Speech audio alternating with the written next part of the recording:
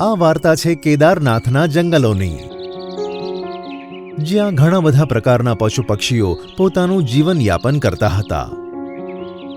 તે જ જંગલમાં એક વિશાળ વૃક્ષ ઉપર સુરીલી ચકલી અને તેના બીજા સાથીઓ પણ રહેતા હતા.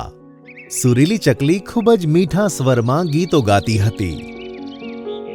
તેનાથી તે આજુબાજુ રહેલા પશુ પક્ષીઓને આનંદ કરી દેતી હતી. બીજા બધા પક્ષીઓ પણ તેના ગાવાની ખૂબ જ પ્રશંસા કરતા હતા. સુરીલી ચકલી, તું કેટલું સરસ ગાવાનું ગાય છે. જો તારું ગાવાનું સાંભળવા માટે કેટલી બધી ભીડ જામી છે. તારા અવાજમાં એક અલગ જ પ્રકારનો જાદુ છે, જેનાથી લોકો સ્વસ્થ અને નિરોગી થઈ જાય છે. હા, તેનો તો કોઈ જવાબ જ નથી. તે ખૂબ જ મધુર સંગીત ગાય છે. એકવાર સુરીલી ચકલી જંગલમાં ફરવા માટે નીકળે છે. થોડીક વાર ઉડ્યા પછી તેને એક વૃક્ષ જોવા મળે છે. પછી તે જ વૃક્ષ પર જઈને તે બેસી જાય છે. તે જ વૃક્ષ પર ઉપરની ડાળી પર એક કાગડો બીમાર બનીને બેઠો હતો. તે એટલો બધો બીમાર હોય છે કે તે ઉડી પણ નહોતો શકતો.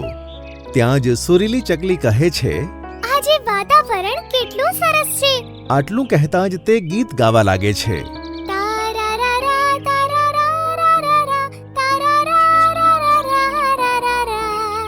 સુરીલી ચકલીનું ગાવાનું સાંભળીને કાગડાને એકદમ જીવમાં જીવ આવે છે, જાણે કે તે એકદમ સ્વસ્થ થઈ ગયો હોય, પહેલાની જેમ.